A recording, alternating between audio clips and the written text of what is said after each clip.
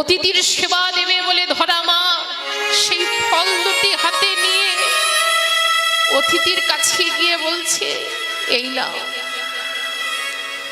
এই নাও অতিথি, আমি তোমার জন্য ফল নিয়ে এসেছি।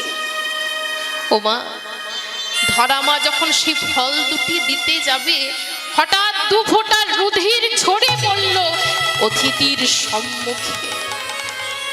সাথে সাথে সে অতিথি বলে উঠল, ছি মা ছি, তুমি অসুচি অবস্থায় আমার সেবা দিচ্ছ?